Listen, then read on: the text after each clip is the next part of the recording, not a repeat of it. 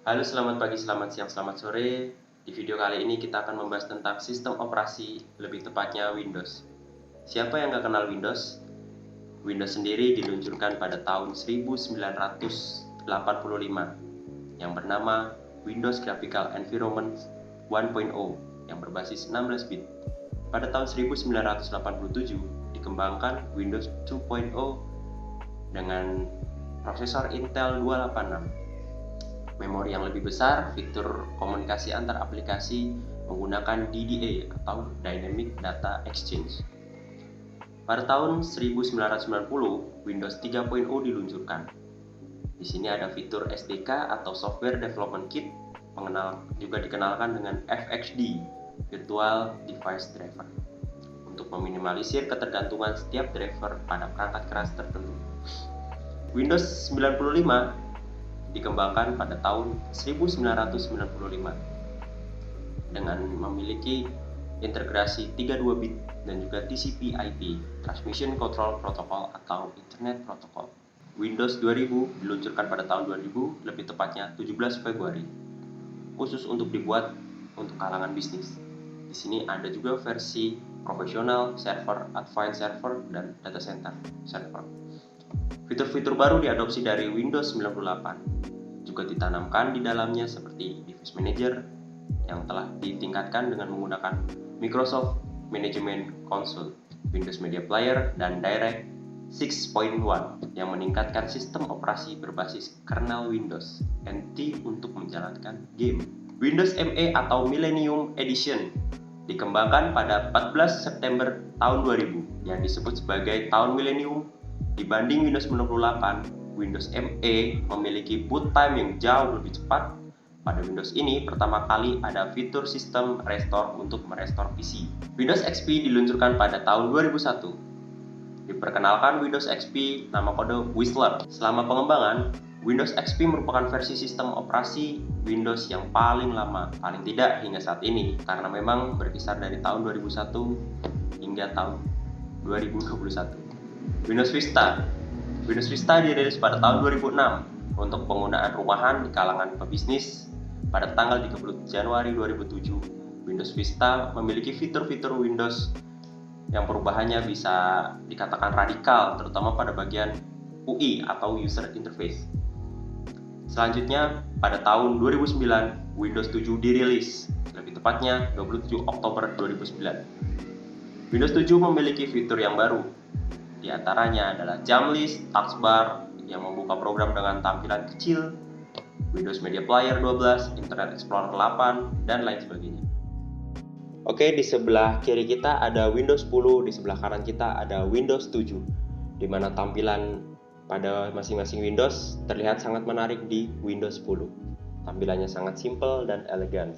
Apabila kita ingin menginstal Windows 7, maka diperlukan sistem request sebesar 1 GHz untuk 32 bit atau 64 bit dan memiliki RAM 1 GB untuk 32 bit dan 2 GB untuk 64 bit dan memiliki alokasi memori yang harus kosong.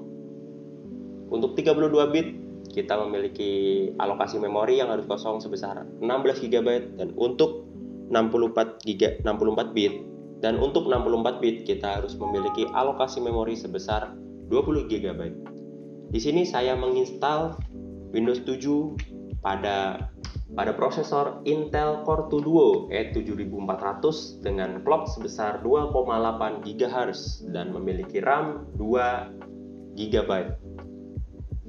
Sedangkan pada Windows 10 saya menginstal Windows 10 pada laptop dengan spesifikasi memiliki Intel Core i3 generasi kelima atau 5005U dengan clock sebesar 2 GHz dengan memori kapasitas RAM 4 GB. Di sini dukungan DirectX-nya Windows 7 DirectX 11, Windows 10 DirectX 12. Tidak jauh beda ya, di update satu DirectX aja ya. Di sini saya memiliki Intel grafisnya di sini masih onboard, sedangkan di sini saya memiliki satu driver VGA yang belum saya install. Pertama, dari segi tampilan kita akan di sini memiliki berbeda tampilan. Untuk penginstalan pada Windows 7, kita bisa menginstal dengan tipe harddisk MBR atau Master Boot Record. Sedangkan pada Windows 10 kita harus menginstalnya dengan partisi harddisk GPT atau with partition table dan memiliki UEFI atau BIOS generasi terbaru. Nah, pembukaan pada storage ataupun libraries itu pada Windows 10 kita akan disuguhkan dengan quick access, apa aja yang telah kita akses. Sedangkan di Windows 7 kita di sini tidak bisa langsung ke quick access, namun kita harus dengan mengklik recent place ya. Perbedaan yang kedua, pada Windows 7 di sini kita hanya memakan sebesar kurang lebih 10 GB.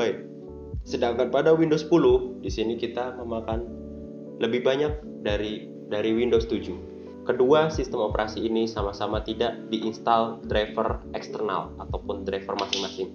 Pure hanya Windows. Kedua Windows, baik Windows 10 maupun Windows 7 memiliki file system untuk format NTFS dan juga FAT32.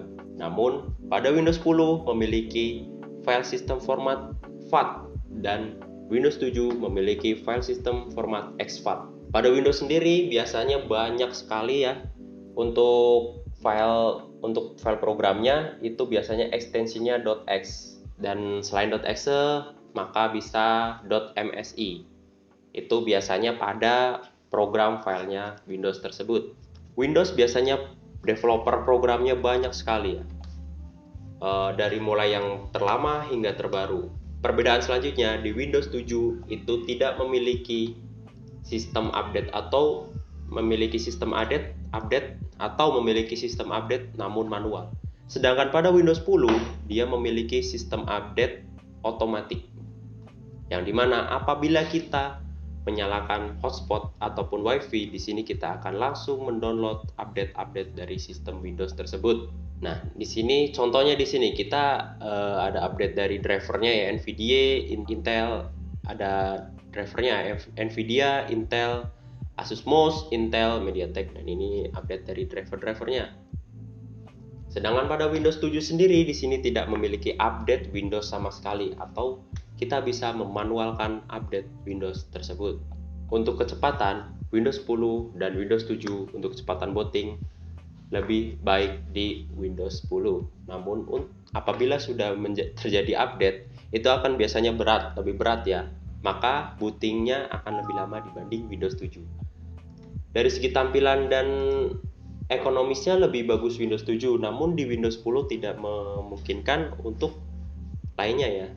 Cuman yang sekarang digunakan pada laptop ataupun PC hardware tertentu ataupun PC hardware zaman sekarang itu lebih banyak ke Windows 10, lebih dominan ke Windows 10.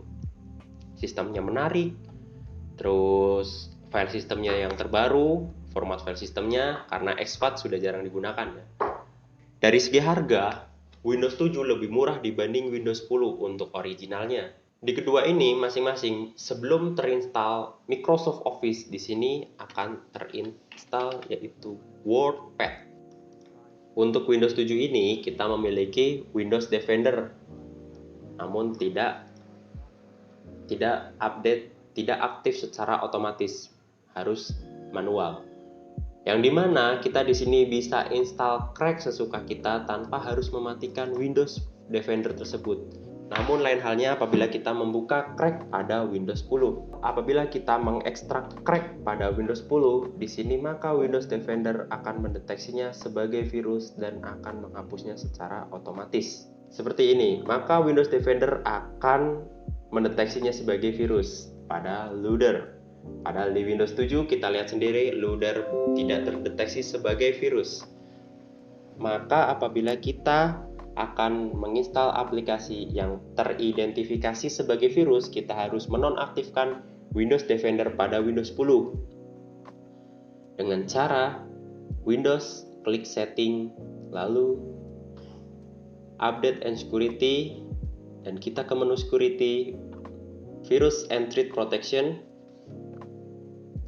lalu ke manage setting, dan kedua ini di off kan.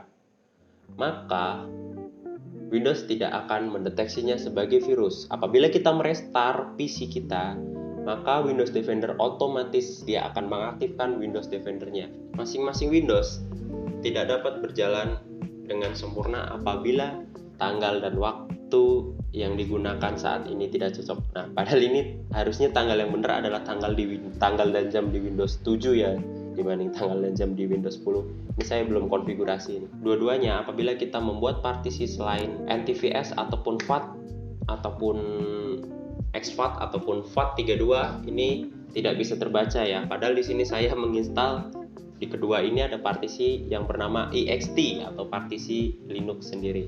Di sini tidak ada, tidak terbaca. Yang terbaca hanyalah partisi dari NTFS dan partisi dari FAT32. Oke, saya rasa cukup mungkin untuk pengenalan Windows tersebut karena Windows biasanya familiar ya. Biasanya Windows dipakai dari kalangan muda sampai tua, dari kalangan PC terlama maupun PC terbaru. Semua memakai Windows. Windows di sini sifatnya tertutup, tidak bisa kita edit sama sekali, tidak bisa kita buat. Yang bisa buat hanyalah corporation itu sendiri. Saya rasa cukup sekian video dari saya. Terima kasih. Kurang lebihnya apabila ada kesalahan ataupun kekurangan, saya mohon maaf. Selamat pagi, selamat siang, selamat sore, dan sampai jumpa.